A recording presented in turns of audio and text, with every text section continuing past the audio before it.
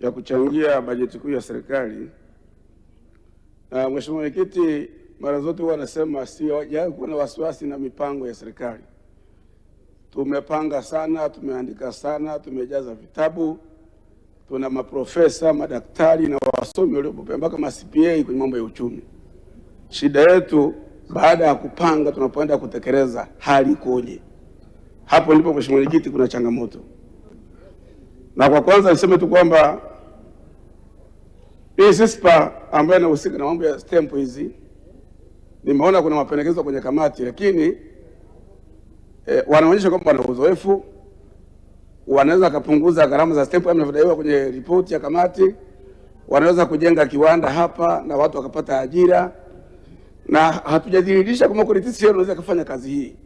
Hawa ni watu ambao watapewa muda wa kutosha, wapewe mkataba, wapewe maelekezo na masharti, wafanye kazi. Wakati wote TRA inajipanga kutransfer knowledge na teknolojia ili wakiondoka tubaki wa Tanzania kufanya kazi hii. Jambo la pili, tumeomba mara kadhaa Mheshimiwa Mwenyekiti, kule Tarime vijijini, tupo karibu na mpaka wa wenzetu wa Kenya, eneo la Mwema Nyamuhonda, tupate forodha ndogo ili watu wetu wafanye biashara, walipe kodi kwa serikali, tupate fedha. Eneo pale la Bikonge tupate forodha ndogo, na Mheshimiwa Waziri wa Fedha, sasa Waziri Mkuu alienda akatembelea, fedha zinapotea pale, wenzetu wa Kenya wanatapu zile hela, sisi tunakosa fedha. Mheshimiwa Mwenyekiti, nimpongeze Mheshimiwa Rais, alifanya ziara ya Russia na akapata ugeni kutoka Singapore.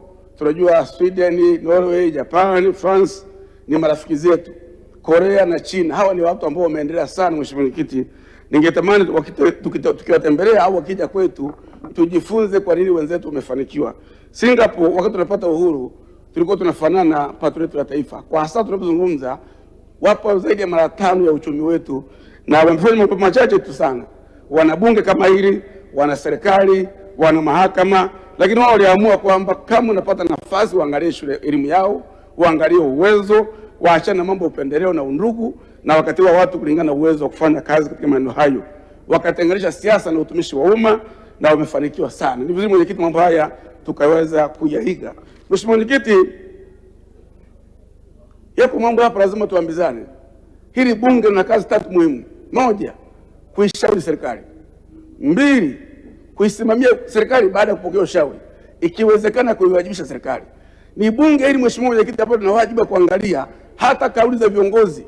Hapa tusiumeume maneno, tusitafune maneno. Mheshimiwa Mwenyekiti, ukisoma ibara ya katiba yetu, ibara ya 13 inapiga marufuku kabisa hata kwamba hakuna chombo Tanzania kinaweza kutunga sheria ya kibaguzi kwa namna mbalimbali, iwe ni moja kwa moja au kwa madhara yake au kwa namna itakavyopokelewa. Inapiga marufuku jambo hilo. Kwa hiyo ni muhimu viongozi wetu kwa namna mbalimbali wapime maneno. Inawezekana kweli mtu ana nia njema, lakini amesema nini, wamepokea kina nani, wanauelewa gani, nani anawapa hiyo elimu? Wanachanganya watu. Mheshimiwa Mwenyekiti, muungano huu ambao tarehe 26 mwezi wa 4 walikuwa wazee wetu, Mwalimu Julius Kambarage Nyerere na Mzee Karume walikubaliana, wakaachia ngazi, tukaitwa Watanzania. Hapo tulipo wengi hapa ni Watanzania. Hii habari ya Utanganyika hata bendera imeanza kuiona juzi. Tungetamani kama tulivyoanza tuheshimu. Watu wamekuja sasa wanazungumza maneno kama kwamba amelewa madaraka au wameshiba, wamekula, wamevimbiwa.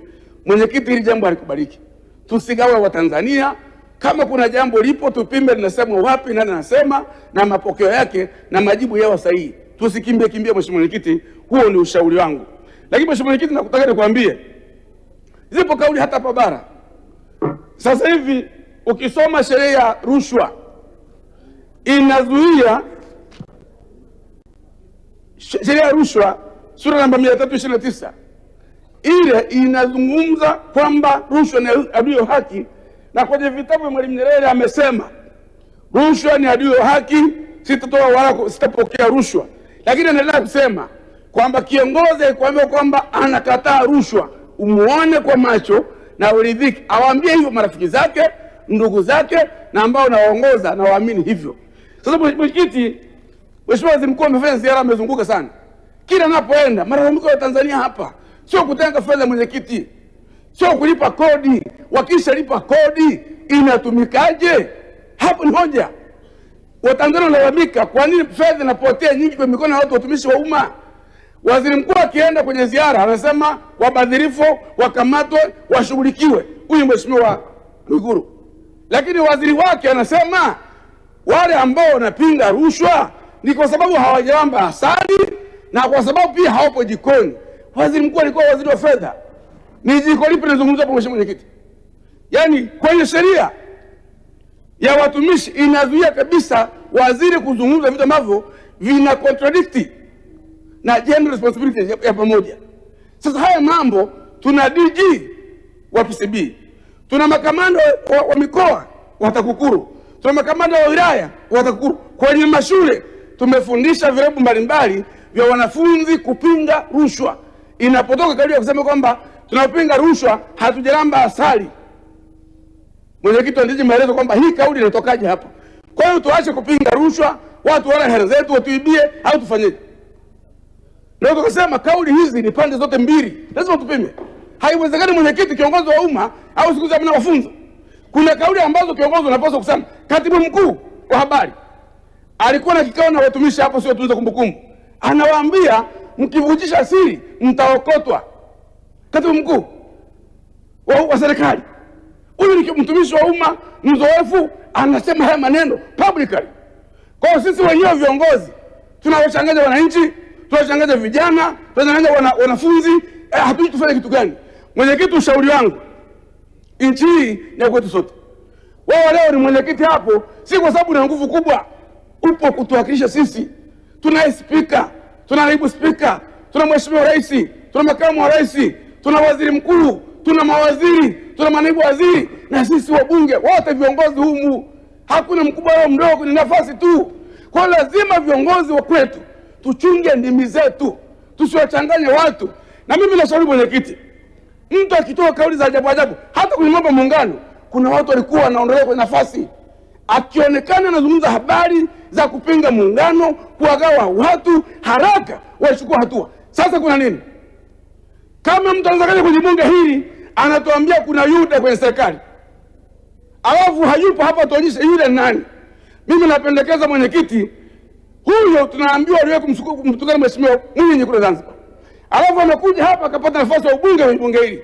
Alipofika mara ya kwanza tu akaomba ubunge tu na klabu, ikaonekana sisi hatuna mahitaji, hatuna vipaumbele, hatukujipanga, hatujakaa sawa. Ameibuka kwamba kuna Yuda. Kwanza atuambie Yuda nani.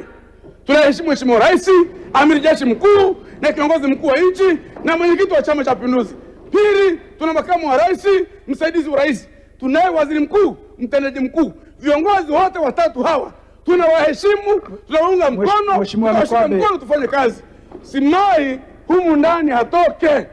Aliyepo mtu mwingine ambaye ana heshima, anaheshimu katiba ya Zanzibar, anaheshimu viongozi, anaheshimu mbunge.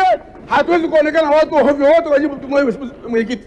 Mheshimiwa Mkwade, naomba hebu tulia kwanza, naomba ukae chini.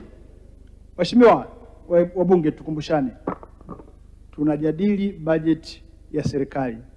Sasa tujaribu kujiadresi kwenye bajeti ya serikali.